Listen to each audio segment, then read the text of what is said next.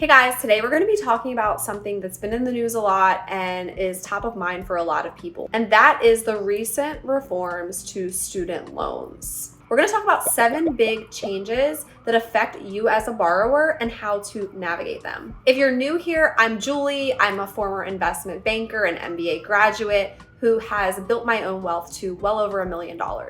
Now I'm your favorite finance sis, and I'm helping to demystify the world of finance for the everyday person. So let's talk about the big beautiful bill and how it's going to impact you as a student loan borrower. The one big beautiful bill was signed into law on July 4th, but the changes are set to take effect over the next year. So why does this matter? These are the most significant federal student loan policy changes in decades. They include new borrowing limits, simplified repayment plans, and tightened aid eligibility rules. Understanding the new environment will give you insight on how to navigate it. So let's dive into what these changes actually are. Under the previous rules, there were multiple different repayment options, including the SAVE plan. Now, in the new reality, those are going away. You're going to have just 2 options. The standard plan, which offers fixed monthly payments over a period of 10 to 25 years. And then the second one is the RAP plan, or the repayment assistance plan. The repayment assistance plan is based on a percentage of your income. The repayment assistance plan, or RAP, is the new income-driven payment plan available that is set to replace all other income-driven repayment plans, including the SAVE plan. Under the RAP, income-based payments range from 1 to 10% of your adjusted gross income. And forgiveness is offered after 30 years instead of the original 20 to 25 years that was offered under the previous plans. The RAP also comes with a $10 minimum of payment. This means that even if your income drops to 0, you would still need to make $10 payments monthly. There's definitely pros and cons here. Obviously, simplifying programs can be looked at as a positive thing. However, when you add in higher minimum payments and longer forgiveness periods, the change does not seem favorable for the average borrower. The second change you need to be aware of is updated restrictions on forbearance and deferment. A deferment is a payment pause in which interest does not accrue on subsidized loans. A forbearance is a payment pause in which interest does accrue. The new rules state that economic hardship and unemployment deferments are being eliminated for all new loans made. Previously, you could request forbearances for up to 12 months that could be extended for up to a period of 3 years. The new rules state that forbearances will be limited to 9 months within any 24-month period. There is one caveat to the new forbearance rules, however. Medical and dental students can take up to 4 12-month-long forbearance periods. The third change to be aware of are the new caps on Parent Plus and Graduate Plus borrowing. The changes have eliminated the Grad Plus program entirely for professional and graduate students. Graduate limits are now capped at a $200,000 lifetime borrowing limit. As far as Parent Plus loans, they are now capped at $20,000 per year, or a maximum of $65,000 lifetime total. Not only that, but the parent is restricted to borrowing only after the student maxes out its own subsidized borrowing limits. To be clear, the Parent Plus borrowing limits apply per child. So that's $65,000 in borrowing per child. Essentially, what this change is doing is eliminating the unlimited borrowing opportunity for parents and students alike. The fourth change you need to be aware of is the new aggregate lifetime limit. This rule does not apply only to Plus and Grad Plus loans. This limit applies per borrower. Also, starting in July 2026, there is now a limit on borrowing for all borrowers. This applies across all programs and is not specific to Grad Plus and Parent Plus loans. It covers all loan types, graduate, undergraduate, and professional. What this essentially means is that the limit on all loans that you've taken out in your lifetime cannot exceed $200,000. Not only that, but institutions of higher education have the option to lower these borrowing limits. This could obviously pose an issue if you don't have any money for college and you need to borrow your way through. If you borrow for undergrad and then you try to go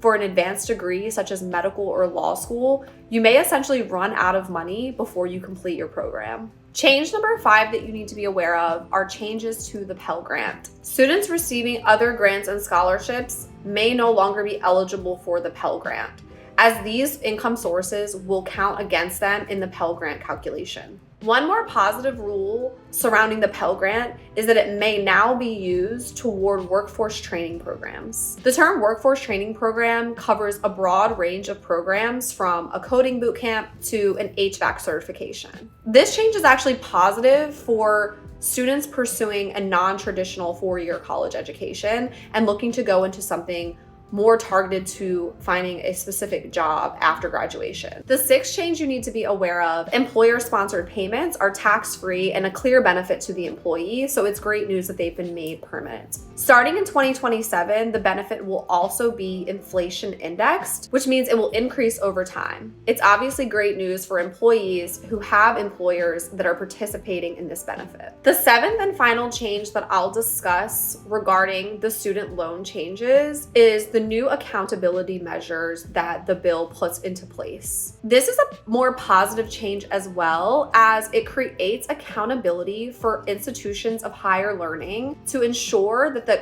quality of the education that students are borrowing for is actually measuring up to its promises. Essentially, this rule will require institutions to reimburse the federal government if the students that it's graduating from its programs do not produce income generating or successful students. Essentially, what this rule does is it holds institutions accountable for the quality of their programs. If an institution is graduating dozens of students that cannot find jobs, that do not make enough money to cover their student loan payments after graduation, the institution will be required to pay back the federal government for the students' borrowing. I view this as a positive change because it can help hold institutions accountable for the types of programs they're advertising and encouraging students to enroll in. If large cohorts of students coming from a particular institution or program at an institution continuously default on their loans or have unsuccessful employment outcomes